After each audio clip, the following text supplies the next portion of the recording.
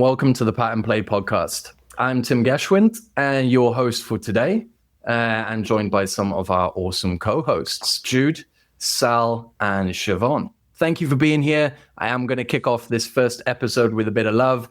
We really appreciate you supporting the podcast, whether that be on video or audio. Maybe you're just listening to us.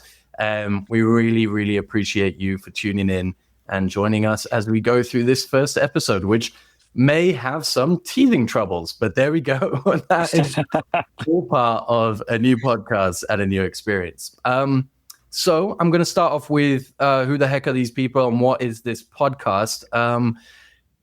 What is Pattern Play? Well, we have decided finally, after probably around 15 years of talking way too much nonsense together about football, that it was time to formalize this into something that looked a little bit more 2025 and a little bit less just ranting into endless WhatsApp chats.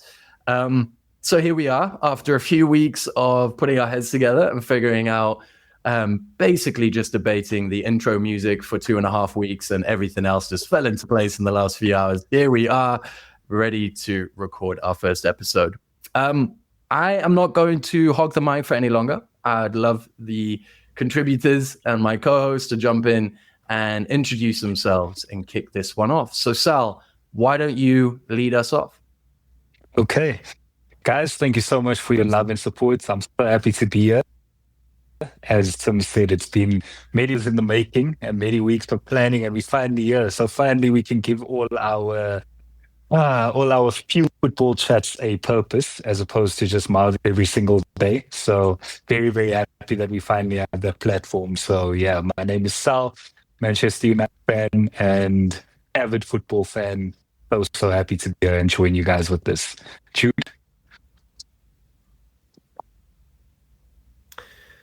Okay, now that we discussed an order, I just want to put that out there. We discussed an order. I was not next, but I will go next. My name is Jude. I've been watching football since the 90s. R9 was my favorite footballer, and that's the person who kind of got me into football. And I've been watching ever since. Those who are in football WhatsApp groups with me would know I don't chat a lot on those WhatsApp groups. I'd rather have this platform to talk about it. I can't wait for the season to start. And I'm glad we formalizing it and putting it on platforms for other people to hear. I think our opinions are valuable. We know our stuff. Siobhan. Oh, thank you. Right. Hi, everyone. I'm Siobhan. I am a Liverpool supporter, and I have been one for over 30 years. So I've been through the rough and the glory days as well.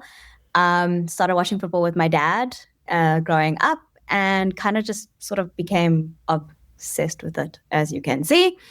I plan my life around football. I live and breathe football, and I just love chatting about it all the time. So I'm really, really excited about this podcast. I'm really, really excited to be the girl amongst all these guys and maybe bring a little bit of insight into it where winners can talk and others.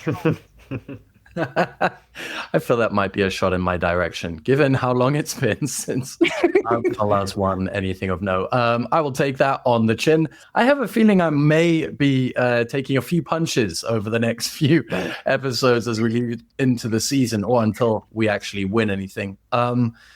Thank you for introducing yourselves, folks. Sal, thank you for getting wrong the only thing we prepared for this podcast. That is on a fantastic note. I'm also going to introduce myself quick. I'm Tim Geschwin. I am not based in South Africa like the rest of the co-hosts on this podcast, unfortunately, but I will definitely be there for an episode of 2 this season. I'm based in the Netherlands, down in Eindhoven, so my local team would be PSV. Not that I get to see them very often, to be honest. All would want to. I'm an avid Arsenal fan, as you can see, although it's a little cropped out. There is a cannon there trying to squeeze into frame. I've been an Arsenal fan for as long as I can remember. Definitely, as you can see from my lack of hair, it's more than 25 years. It's been a while. I'm no young spring chicken anymore. And I've been supporting pretty much since my older brother, determined the family would be an Arsenal family. And as many families go, I think once your elders decide it's an Arsenal team, there's not much pushing back you can do unless you want to be ostracized and bullied. But there we go. That's not a path I decided to take.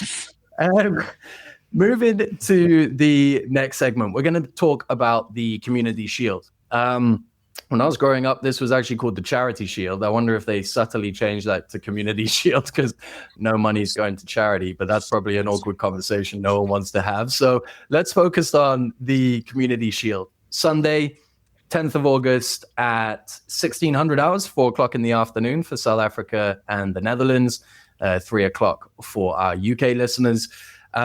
And to kick off this segment, I think it's only fair if Siobhan, as the only participant in the Community Shield, how are you feeling about the clash coming up this weekend? I'm really excited about it. I think it's really, really nice that our Liverpool's last game of the season where we were given the trophy was against Crystal Palace, and we did the double guard of honor, which I've never seen in football before, which I thought was a really, really class act from both sides. And I love the fact that we get to kick off the football season again together.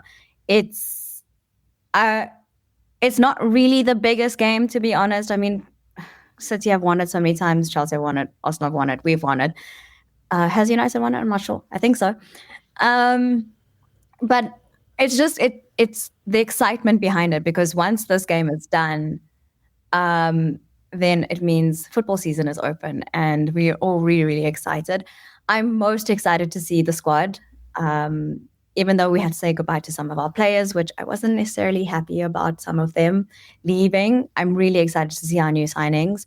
I've been watching them in pre-season, and it is giving tiki-taka, old school, classic football. I remember watching the second game against Athletic Bilbao on Monday, and there was this little moment of one-touch football, and my dad and I were like, oh, like as the ball was getting passed. It was just so beautiful to see. So I'm really, really excited. Florin is bringing such energy into the squad, and can't wait to see him in action, like proper Premier League football, because no one understands what the Premier League is like until you're in it. And generally, they'll always get tackled really, really hard in their first game, and you're like, welcome to the Premier League, son. So I'm really excited to see it. And yeah, good luck to Crystal Palace, but shame, it's not going to happen. I like the confidence there. I'm definitely detecting the kind of confidence, I guess, when you're walking into a competition where you're up against Palace, right? And no disrespect to Palace, but I think the Community Shield, we are used to having two of the big boys, for want of a better word, usually two of the top six. But I do like seeing another team up there, and Palace have impressed, I think, in moments when you would expect them to come up short. They haven't. And they haven't had the Brentford effect or the Bournemouth effect this season, where they've sort of, those clubs have had all of their best players sort of cherry-picked in transfers. Palace have managed to sort of keep it together. I'm kind of flabbergasted that we're in August and they once again have Guehi and Eze, and they haven't gone anywhere. That kind of blows my mind, but I can understand where the confidence is coming from. I wanted to ask you about a young player that I'd seen making some waves, and I think Jude is probably going to have something to say about this afterwards. But Siobhan Ngumoa, the young lad, yeah, what's the deal there? Well, I'd like to say, as much as he says that he's English, he does come from Africa, so we'd like to claim him as our own a little bit, him and both Trey. But 16 years old and just tearing it up. He plays with such confidence. He reminds me of a young Raheem Sterling back in the day. Maybe just not the run vibes, but like just the confidence. And this boy, he's not like, he does things with the ball that I haven't seen since Coutinho, almost. He's just down that left wing. And I think he's actually one of the main reasons why Lucho left. I mean, besides Cody playing on the left there, but Rio coming in and possibly pushing to start. He's just such a talent, and he's so dynamic on the ball. it's beautiful to watch, just raw talent like that. Jude, where does he come from? So he's been he was in Chelsea's academy, and he might be one of those players where we regret kind of selling him before reaching the professional stage of his career, which he's reached now, and he's making waves. He's very talented 16-year-old. Just like Jamal Musiala, we let him go before reaching his professional level. So one of those players I think Chelsea are maybe going to regret, although like we're kind of doing our own thing now in terms of young players. So maybe I'm not as jealous, but I'm keen to see where Ngomo ends up, and if he's going to knock on the first team this season and have regular minutes. Fun fact, Liverpool scouts have been banned from Chelsea's training academies since we signed Rio. I wonder why. I'm sure that's a complete coincidence and nothing illicit was going on. I think that it is so good to see in preseason. I think it's the most exciting part of preseason is actually the youngsters who get game time with the big clubs like a Chelsea, like a Liverpool, like an Arsenal. I know Arsenal fans are going absolutely mental at the moment over Max Dowman, and there are so many youngsters that are getting time that, if we're honest, probably will disappear as the big games start to steamroll through and we enter into that Premier League, Champions League routine. That said, Jude, I wanted to get your views on the Community Shield. What are you thinking? Simple Liverpool slam dunk, or do you see something more complex on the horizon? I first off want to say the Community Shield is always it's an exciting time, even if Chelsea is not involved. I quite enjoy it's like the Premier League's curtain raiser, right? You kind of get to see where the champions of England are compared to whoever they're playing. If they won the double, then they're playing second place. If one of the other big six win the FA Cup, then they against them. Liverpool playing Crystal Palace is not you mentioned it earlier, it's not the regular Community Shield fixture, but I'm still looking forward to it. I do think Liverpool are going to win. They've added so much quality, they've spent so much money, and also on the other side, on Palace's side, yes, they've held on to their big players from last season, but they haven't really recruited much in this past transfer window, in the current transfer window. And I know Oliver Glasner is actually kind of looking at the board saying where the players are, because I think their first team players squad is like 17 at the moment. They have 17 players that belong to the first team. So they still need to recruit. I doubt they will get anyone over the line for Sunday, or anyone of significance, that is. But yeah, I think Liverpool might be a steamroll. Yeah, I can't help but feel similarly, to be honest with you. I was being pretty optimistic, wasn't I, around Palace's situation? But you guys have hit me with some reality bombs there, and I think I might be changing my bets for the weekend. I am not advocating for any betting on this podcast. This is a very betting neutral podcast. Winners know when to stop. Exactly, Jude. Exactly. It is looking like it's going to be probably a pretty smooth experience for Liverpool this weekend. I got to say, one of the benefits of spending more than 100 million on one player is that you get some excitement around your club and around that player. And I mean, I've got no vested interest in this game whatsoever, and I'll be tuning in because I want to see Florian. I want to see this. I want to see this player in the headlights of what is a major English football event. As you said, Jude, it doesn't really matter who's part of it. It is the curtain raiser for our domestic season, and I think it's going to be really exciting seeing what Liverpool have cooking with him in the team. Siobhan, how are you feeling around Wirtz? Where do you think he's going to be playing? Do you think it's a slam dunk 90-minute footballer who is basically one of the core hearts of the Liverpool attack now? How do you see the Flovert signing and how he's going to play potentially this weekend? Look, to be honest, I was a bit shocked about the price tag, but watching him play is incredible. He has one-touch football and his bursts of speed straight down the middle. He's also, him and Mo are linking up really, really nicely, and I can see the chemistry starting to form there between the two of them. It's almost giving me slight Bobby vibes when Bobby was there and he used to be able to distribute on either side. But he's just brought this energy to the team, and I don't know if it's just him or if it's him and Kirkes together, and even maybe with Hugo now as well.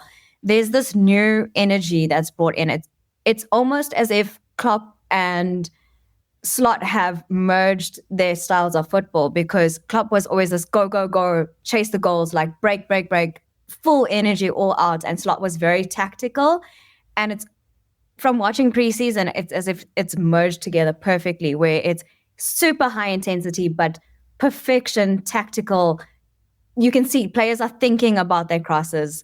So I'm really, really excited about it. And Frimpong, who is ridiculously fast as well. I mean, that boy is like a cheetah when he gets that ball and super energetic. I just think that we've bought really well. We've bought players who want to play for the badge and who are giving everything they have on that pitch, even if it's just preseason. So I think we've been really, really clever about it. Yes, we've spent a lot of money, but I think a lot of people are forgetting we did win the Premier League. We did get a lot of money from Champions League as well, let alone the fact that we only spent £10 million the season before, and we haven't really been buying a lot of players. We grow our academy, we invest a lot of money into our academy, and we allow those boys to come through into our first team. So I think we've earned the right to spend a little bit of money now and continue to spend money. There are some gaps still that I still see. I think we need another centre back just to bounce off, to keep Virgil safe and Ibu safe, because Joe is injury prone. But other than that, I think we've just reinforced really, really well. And what I did want to mention about Crystal Palace actually is I think it's actually beautiful that they are playing in it, because it reminds us of football back in the day, and the actual real reason what the FA Cup was supposed to be about is the smaller teams getting to play the bigger teams, not the ones that have all the money and the big names and the big players. And I think that was the essence of what the FA Cup was about, was every team was on an equal standing. And I think Crystal Palace winning that, and even Newcastle winning the Carabao Cup, football gave back to us the way it used to back in the day. It wasn't just about money, and it wasn't just about players, and it was a gift that kept giving. And even like with Chelsea, them winning, what was it, the Conference Cup? And Spurs winning their first trophy as well. Like, it was just, football gave back. It was just beautiful for me. It wasn't dominated by anyone. Yes, my team got to win a big trophy too, and I'll take it. But it was just, it was a gift. And that's what I'm extremely grateful for from last season. I'm going to try to keep my thoughts to myself on Spurs winning a European trophy when we get nothing the same year. I definitely see it that way. Yeah, and to be honest, I can definitely get behind Newcastle, Palace. I mean, Chelsea winning the Conference League. It is what it is. But Spurs, I think I just have to let Spurs and them winning a European trophy drift into the sun, and that one never happened. Cool. Well, let's move on. Sal, can you hear us? Yes, I can. Can you guys hear me? Yes, we can. Okay, wonderful. Before we leave the topic then, Sal, I am interested to get your view on the Community Shield this weekend. It is a competition or an event which we used to watch in earnest, given it used to be, for a period of time anyway, a bit of an Arsenal-Manchester United event. Yeah, a traditional curtain raiser for us. But how are you feeling about this weekend? So on that topic, actually, like every season for the last 2 years, barring last season, because we did compete in it at the beginning of the season, but it's like a reminder of the fact that we are not what we used to be anymore. Because it was like growing up, almost every single season we were in that in that little competition. It was the curtain raiser, and it was our team always, lifting that curtain up. But when I separate my bias and my emotions from it, it's always an exciting time. Like as Jude said, as you said, it's the curtain raiser, it's the intro to, it's like that gap between pre-season and the actual season being filled. So you feel the energy coming, you feel the season coming on the horizon. So I'm super, super excited. And just like you, I'm really, really excited to see how these Liverpool players gel. I really am. I think Siobhan is spot on. I think the club bought really, really well this summer. And the signings are perfect, in my opinion. Like, you would think that losing players like Trent would be a massive loss. And they did it so perfectly with the players that have come in, that the players that are moving on, the likes of Trent, Luis Diaz, and so on. I just don't think they're going to feel those losses at all. And what Siobhan said, I think, is spot on with the merging of Klopp's high energy, high intensity football and then the tactics of Arne Slot. I think it's going to be beautiful to watch. I'm super, super scared because the last thing I need is for Liverpool to one-up us with 21 league titles. But look, it's going to happen. Yeah, I really think it is. I really think it is, and it pains me to say. And it's not the way I wanted this podcast to start, but we keep it moving. I'm super excited. I think it's going to be an easy win for Liverpool. I really do. And just super, super excited. And bring it on, and then bring on the following week as well. Super keen. Awesome. Thank you, Sal. Before we jump on to Ballon d'Or, does anyone want to jump in with any thoughts on Hugo Ekitike? I know listeners will be... They heard Siobhan mention Hugo, and I'm sure they're thinking probably the same as I, which is I haven't seen an awful lot of this player, to be honest with you. And I think coming in to be with Isak, you kind of started thinking, well, what was the Ekitike transfer really about? Because the guy's coming for big money and probably not going to start. But now the Isak transfer doesn't look like it's going to happen in all likelihood. And Ekitike's probably got a larger role in the team than we were expecting, with this sort of Flo Wirtz playing false nine as well. How does anyone want to jump in on Ekitike if you know anything about him? Maybe Siobhan, you can lead this one from pre-season and what you've seen of him. I must confess, I don't know a lot about it. To be honest, I didn't know a lot about him either. From what I heard before we signed him was he's a really young version of Isak, Alexander Isak, and so he's much younger but plays very similar to him. Unpopular opinion, please don't hate me, Liverpool fans, but I actually want to sign Alexander Isak. I think he should stay at Newcastle. I don't think we need him, but that's just my opinion. That's a hot take. It is, and I would actually have preferred to have kept Darwin Nunez in the squad over Alexander Isak, but I rather have players that play for my badge than cause uprisings in your own club. That aside, Hugo, so like I said, didn't really know much about him, just heard rumors that he has a very similar style to Isak, and that's when Newcastle were actually going for him to be able to start playing with Isak and then eventually replace him when Isak moves on. But I've watched him play a game and a half, I think it is. I watched him in preseason and in some training clips. One, he is ridiculously tall. I think he's the same height as Virgil for a French player as well. So very tall. Gives off crouchy vibes as well with his little long legs running. Super fast, super hungry for the ball, and seems to be fitting in like a glove. I don't know if it's just because Liverpool have really, really bought well and they went after their targets so early in the transfer window that when they started preseason, everyone was already starting to integrate into the club. And when Hugo signed, as soon as he was done with his medical, signed his contract, got onto a plane and flew to Asia to join the team in preseason.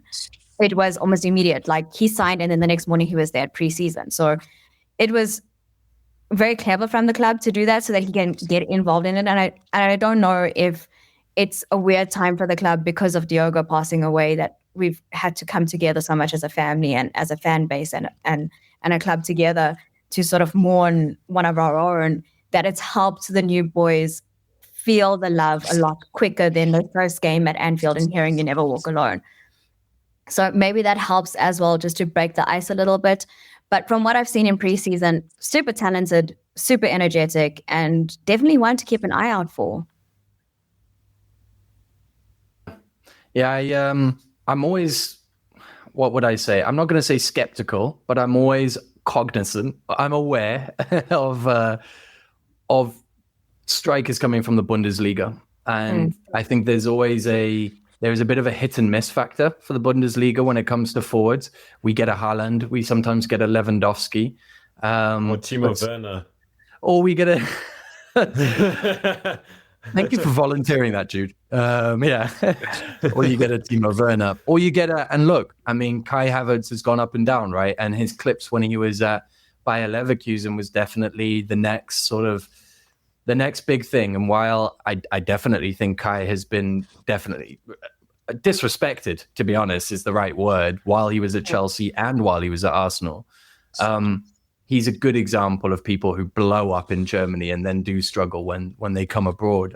Sal, want to give you a chance here just on Ekitike. What do you think of the signing there? So honestly, as you and I have discussed off screen, I also didn't know much about him. So I've done a little bit of homework, and I am a little bit impressed.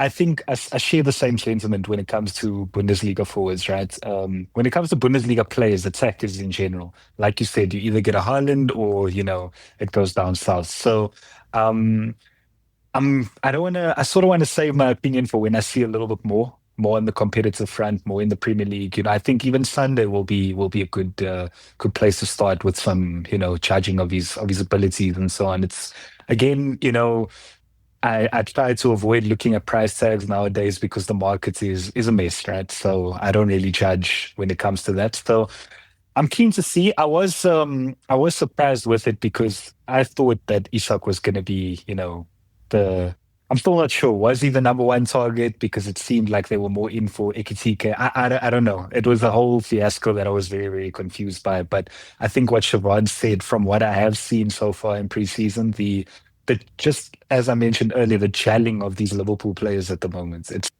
like they're just working so well together, and you get that feel of like chemistry right off the back, and it's scary, man. It's I'm shaking thinking about it really. So as a unit, I think they're going to gel so well together, and it just seems like he fits that mold as well. So I'm really excited to see how he adds to that team with his ability, with his size and everything. I'm super, super keen. And they really miss Liverpool when it comes to their signings. They're not like a Man United or other clubs that just sign big and, it's hit or miss. Liverpool usually get a tract. So yeah, I'm keen to see. Unfortunately true. Yeah. All right. Forgetting we signed Andy Carroll and Benteke and Mario. Look, we definitely ignoring those times when it comes to your team. I think while you have this current circumstances that you're under, I think use it while you can, because I have forgotten about those days and I'm only seeing what's right in front of me. Like everything from signing Mo Salah, Sadio Mane to even Luis Diaz and all the players that have come in recent years. It's been, look, as a neutral watching it as a pure football fan, it's been wonderful to watch, right? It really has. And records aside, rivalries aside, 21 titles aside, all of that aside, it really is wonderful to watch, and it's night and day compared to the Andy Carroll days and the Benteke days. And there really hasn't been a miss recently. And last season, like you said, Liverpool spent £10 million in the window. There wasn't much improvement to the team. Yeah, and I remember one of these influencers, quote unquote, that I follow, speaking about Liverpool and how they're not an attractive destination for a lot of superstars. And I thought about it and I was like, wait, that's actually true. Liverpool don't make blockbuster signings. They'll sign a Mo Salah or they'll sign a Sadio Mane and they will grow into being a super, super talented player, barring aside Virgil van Dijk. And I shared that sentiment, and then they just completely proved me wrong. So Frimpong is a massive signing. Kirk is Verts, I mean, slow is that's such a superstar. You speak about what Kai Havertz was when he was at Bayer Leverkusen with Verts. That's like that, even more escalated. And he's got the credentials to prove it, right? He's won the league title in Germany, going undefeated as well, part of the super team. So I think, yeah, Liverpool just don't miss at the moment, and I'm not happy about it, but it's good to see as a neutral, definitely. I agree. Let's jump to Ballon d'Or then. So we got the nominees list. It's an interesting list. I think, unlike Ballon d'Or, I mean, to be honest with you, Ballon d'Or became a bit of an individual competition I lost complete interest in. It was a competition which it was Ronaldo or Messi. You could pretty much do a toss a coin every year, and whatever side it lands, it's probably going to be Messi. But if it's not, then it's going to be Ronaldo. And we're finally at a point in football history where that is no longer the foregone conclusion. And I'm going to read out a list of players here, and I'm sure the listeners are going to feel the exact same way when you're hearing this list of names. But quite a few of these people have a very, very good shout for being either in the conversation or at least in the top 3 this year. So let me roll off this list of names for you. It's in alphabetical order, not in any sort of suggestions of talent. So let's go with ABC. Bellingham, Dembele, Donnarumma, Desiree Doué, Dumfries, Guirassy, Gyökeres, Haaland, Hakimi, Kane, Kvaradona, Lewandowski, McAllister, Lautaro Martinez, Mbappe, McTominay, Nuno Mendes, Neves, Olise, Palmer, Pedri, Rafinha, Rice, Fabian Ruiz, Salah, Virgil van Dijk, Vinny Jr., Vitinha, and yes, there are more below 2 Vs there. We've got Flo Wirtz and Lamine Yamal. Wow. What a list of footballers that is. It's time to be a football fan. And it's nice to also see, there were a couple of years where you had such a dominance in places like, Spain/Barca, that you would read out basically the first 11 of the Barca team or the first 11 of the Real Madrid team or whatever. This is talent across the board at different clubs and different leagues. I'm really impressed. Before I jump in and go round the houses here on who we feel is coming second to Gyökeres. What are you... okay, all right, I'll be serious. I'm going to offer my thoughts. I actually think for me the winner should be Ousmane Dembele.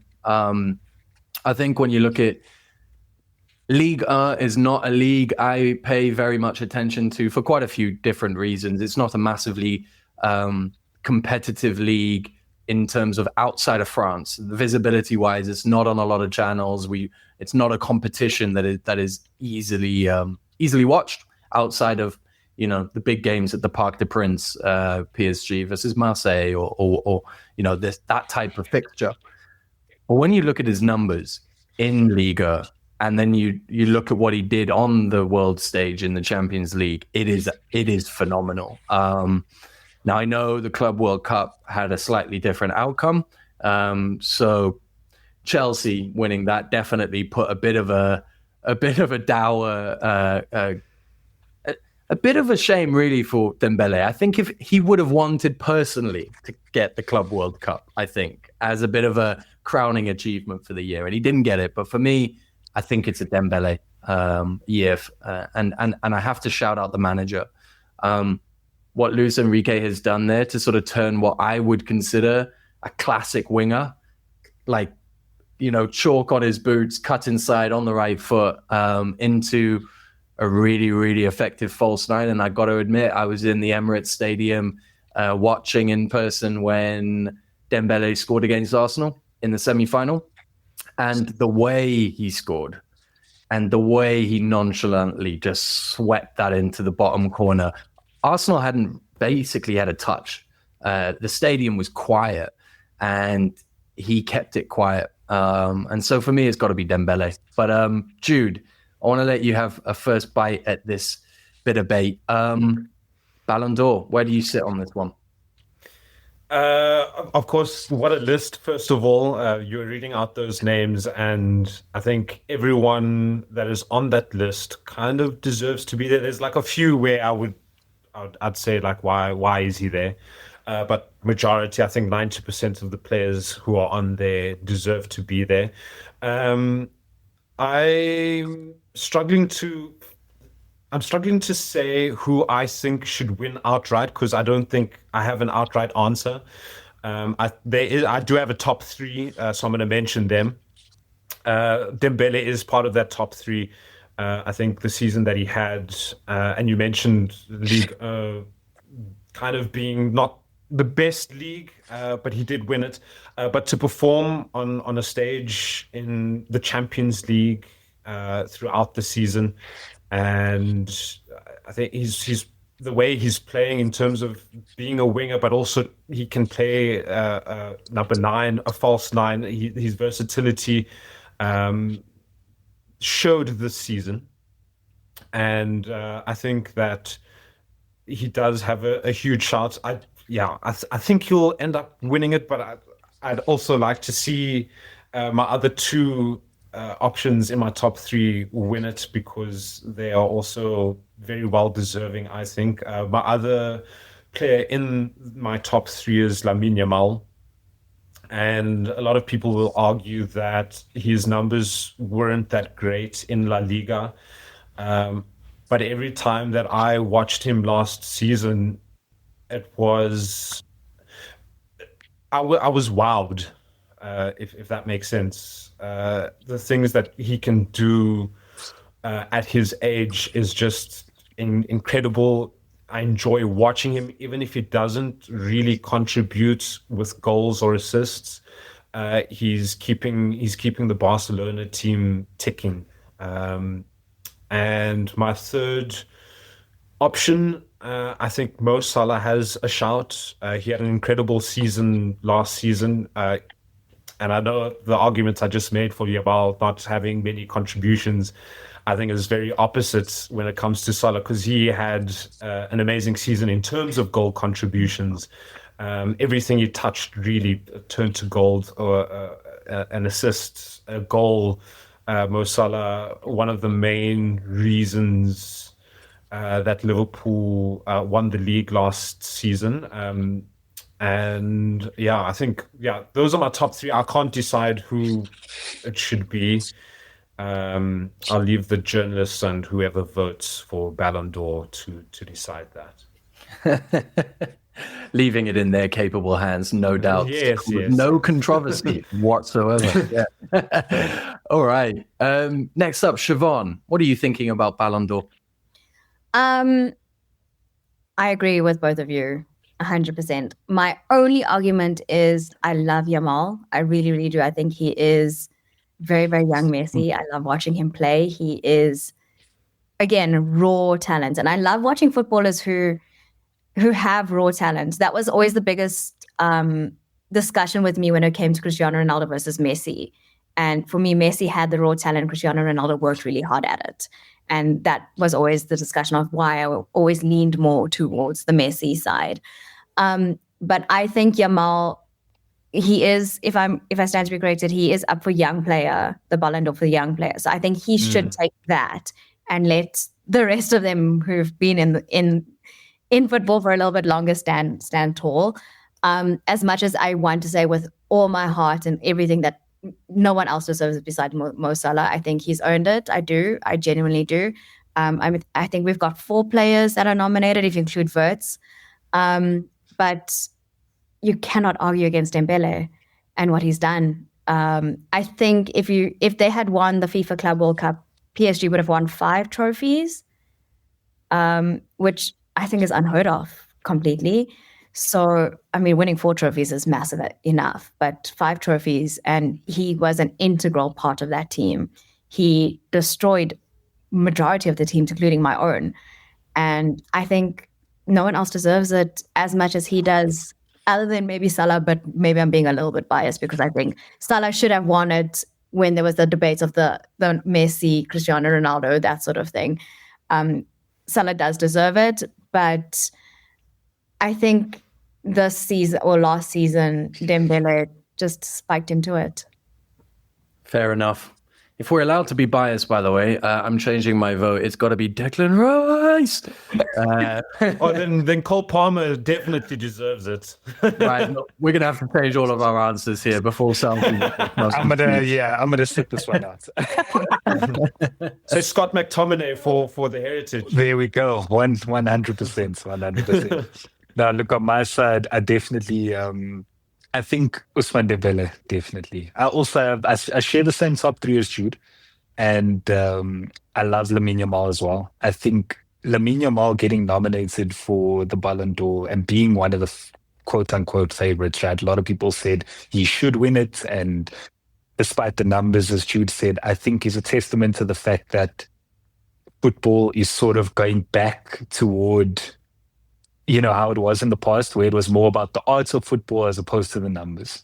And I really appreciate that, because I really thought the game was gone. I thought now it's becoming a sport purely based on numbers, and we're going to ignore natural talent and raw ability, as Siobhan said. So him being mentioned in this conversation, despite the lack of numbers, it's a really reassuring thing for me. It makes me feel so good and so happy that it still appreciates the raw talents of a football player. However, I definitely think Ousmane Dembele is the favorite, and I think he deserves it. And for me, there's a little bit of, I don't know if I can say bias, but I want him to win it because he was one of those kids, like the Mbappes of the world, Alls of the world, where coming up when he was still at Dortmund, everybody, or actually he was at Lille before Dortmund, I think, and already then people were saying he's a superstar, he's one to watch. And then he sort of phased out, right? When he went to Barcelona and he got the injuries and, it didn't really work out. And now for him to find himself back in that conversation now for a Ballon d'Or, front runner for a Ballon d'Or, I think it's an amazing story. And not a lot is actually being said about that, about the fact that he was a future Ballon d'Or winner that sort of phased out and now he's back in the conversation. So I just think it will be a magnificent story. He definitely deserves it based off of his team achievements and being such a crucial part of that team as well. So he's my pick for sure. I love it. And I got to say, it is a remarkable season in the sense that we have all picked essentially, and okay, I didn't do a top three, but we're all pretty much in consensus that Mbappe, Haaland, and Vinny Jr. probably don't make our top threes. And I think that in of itself is kind of incredible, because we were all told that there is a natural successor to the thrones, and one of them was going to be Haaland, Vinny Jr. or Mbappe. And I think probably all three of them can be probably quite disappointed with their seasons. Let's see if Real Madrid boycott the ceremony again. But anyway, moving on. We are running out of time, but we've still got a few things we want to cover. So we've got a few weeks before the deadline, or a week and a half, I think, before the deadline. Let's have a quick run through of fantasy football just before we jump into the round the houses. If you haven't signed up for the Pattern Play podcast Fantasy Football League, my goodness, that is a bit of a mouthful. Please do so. We will make sure to post again on our socials. So if you're not following us on Instagram, TikTok, or X, please do so. Can't believe I'm saying X instead of Twitter. But we'll also make sure to put the code in the description of this podcast and the channel itself. Do sign up. There's a $3,000 prize, 3,000 Rand prize for first place, 2,000 Rand for second place, and 1,000 Rand for third place, and 1,000 Rand if you win the cup. So if you win first place and the cup, which is probably going to be one of the Henderson brothers, knowing how we always play FPL and they win everything. Looking forward to a pay packet in 8 months. So please join up with the league so that we can make sure one of the Henderson boys does not win this year. Awesome. Right. So let's kick off with Siobhan. Do you want to explain to the audience your lack of a draft? Okay. So once upon a time, I had a fantasy football team. And I was really, really good at it.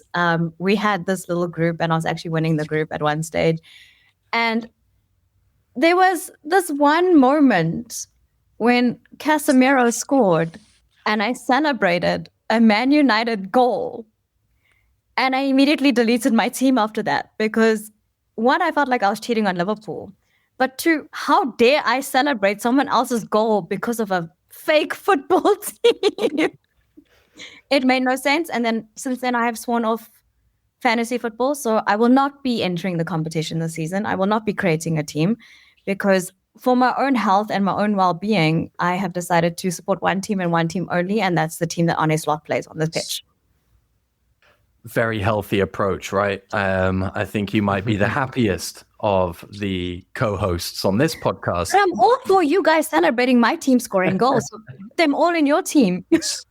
Look, you have no idea how many Liverpool goals I celebrate. It's unbelievable. With Mo Salah, I celebrate way too many Liverpool goals. But it's a lot easier to do when your team doesn't contend for the title. So, I mean, it makes it a lot easier. That is 100% true. And I must say, I am going to go for a brave approach this season. I'm not going to go with either Haaland or Salah and see if it's even feasible. Yeah, nobody who's listening should copy this. This is not FPL advice in any way. You're experimenting. I am experimenting. And after having basically mapped Arteta's Arsenal journey, where I peaked in 2022, 2023 with a top 100,000th finish, I think is the best I've ever come. The last few years, I've been steadily declining despite spending more money on the game, just like Arsenal. So I have to be a little bit careful that it doesn't continue that trajectory and I end up having a terrible season. But I'm trying this, and we're going to see where it goes. Jude, how is your draft looking ahead of the FPL season? It's looking quite interesting. I've decided to go with Mo Salah in terms of the premium player. I mean, it's either him or Haaland. I've fit in Cole Palmer. I think Chelsea are going to do bits this season. I'm enjoying. I haven't finalized my team yet, but I'm enjoying looking at defenders because of that new defensive contribution rule, where centre backs now can earn you some points with tackles and interceptions and blocks and stuff like that. So I'm not going to have a defense full of wing backs for the first time in a long time. I was always the person not to choose any centre backs, despite them having the ability to score from corners and stuff. Van Dijk is a popular pick in terms of that before this rule change. But I haven't finalized my team yet. I just know that Mo Salah and Cole Palmer are in my team. And that's all I am sure about for now. Solid start, to be fair. Yeah. Two pretty good cornerstones of a team. Yes. Yeah. I think, Jude, we're going to have to check back in with you as you piece together your squad position by position. So by October, you finally are ready for the season. Sal, how about you round off our FPL? How are you looking ahead of the new season? Have you got a draft, or are you late? So I haven't finalized my team either. And initially, that's why I actually raised an eyebrow when you said what you said, because initially I knew, just like Jude, that there was going to be a Cole Palmer and a Mo Salah situation there. However, I am considering taking Mo Salah out. I am. And I've got somebody who I don't want to mention that I want to put there, who I believe is going to contribute to a lot of my points. That's So, let's see how it goes. I don't really want to say it because I don't want to jinx it, and I have a feeling that Tim has the same thoughts as me. So let's wait and see. It's not confirmed yet. Let's wait and see. According you to just gave it Fabrizio, away. it is confirmed. It is agreed. Wow.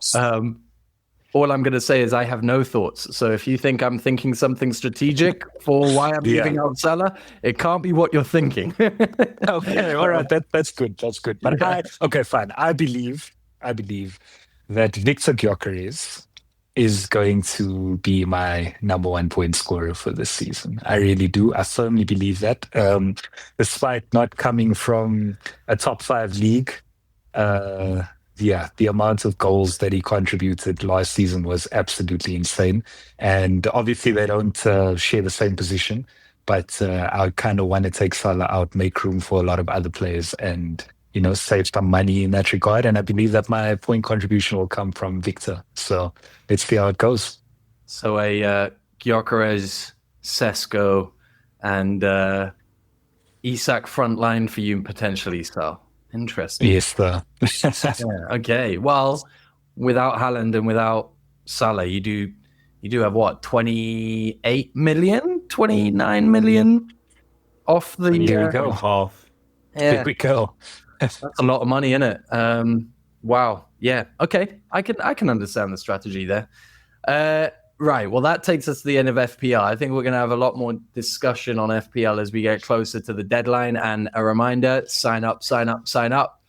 We will close entry to the FPL League after game week 1. So we will allow one late arrival week, but then we will be locking it down, especially for the prize winning team anyway. So we get no last minute joiners to the league to steal all the prizes.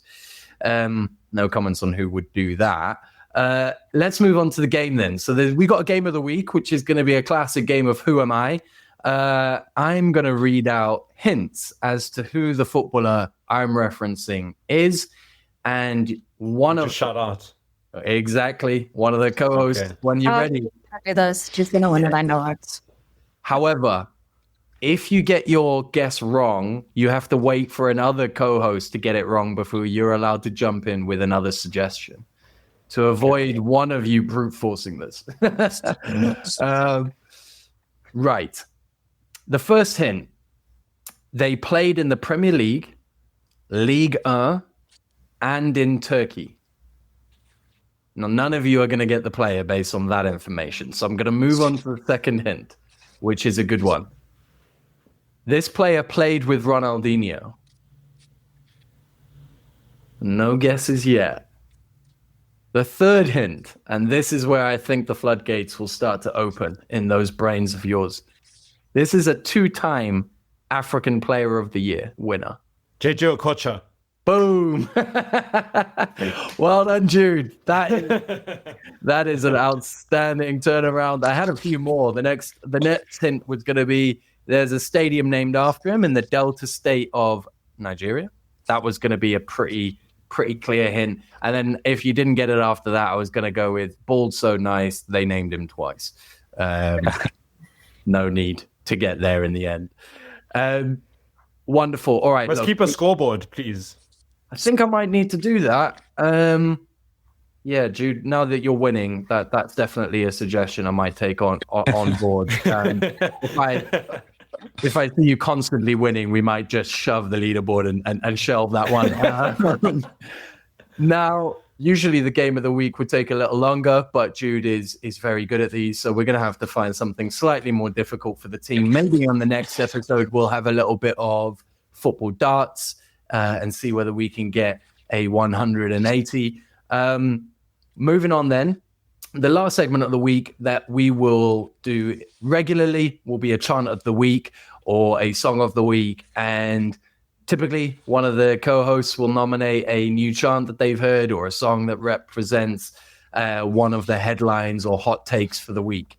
Now, given this is our first episode of the Pattern Play podcast, we're going to be nominating as a group one individual for our chant of the week this week. And of course, that is Diogo Jota. Siobhan, before we end off this podcast and say goodbye to the listeners, do you want to just offer a couple of thoughts on Diogo Jota, given the news, of course, that happened over the summer and the tragedy that happened there? I think I can only speak to his football because that's what I watched and that's what I knew of him. But since his death, which tragically happened 10 days after he got married, he leaves behind 3 kids under the age of 4. I think it's important to remember a wife has lost a husband, children have lost a father, parents have lost both their children, both their sons. it is one of the most tragic ways to go, in a car accident and burned to death. And knowing that the only thing that gives me peace in the moment is, one, he was driving back to preseason. That's where he was heading to catch a ferry because he couldn't fly. So he was driving to catch the ferry to drive back to Anfield for preseason. But more than anything is, when he was so tragically taken away from us, he was at his happiest moment in his life. He had just won the Premier League. He had just won the Nations Cup with Portugal. He had just gotten married. And I think he felt like the king of the world, and he was full of joy. And that's how I'd like to remember him. So he took us to victory, forever our number 20. He gave us our number 20. When he signed in 2020, he wore the number 20. And I will be wearing his jersey with pride this season. So, Diogo Jota, and your brother, Andre, may you rest in peace. He's a lad from Portugal. Yeah, Figo, don't you know? Oh, his name is Diogo. Oh, he wears the number 20. He wears the cross to victory. I think we're gonna call it there. All I want to say is thanks again for joining and listening to our first episode of the Pattern Play podcast. There will be many of these to come. Some with Jude, some with Sal, some with Siobhan, and some with our many other contributors and co-hosts that we have lined up to give you insight, some laughs, some chats, some reminiscing over some terrible FPL weeks, because I know that after 3 or 4 game weeks, we're all going to be heartbroken and considering giving up. And that's probably going to be the same for some of us in the league as well, given that Man United and Arsenal kick off the Premier League in game week 1. That will be a very, very spicy Super Sunday to look forward to. That's all we have time for in this episode, but no stress. We will be back on Tuesday to discuss Palace's shock W over Liverpool, no doubt, and look ahead toward our first Premier League game week, of which we are super excited. I'm really excited. I've had an awesome time with these folks today. I know you're excited. Thank you for being here as always, and goodbye for now.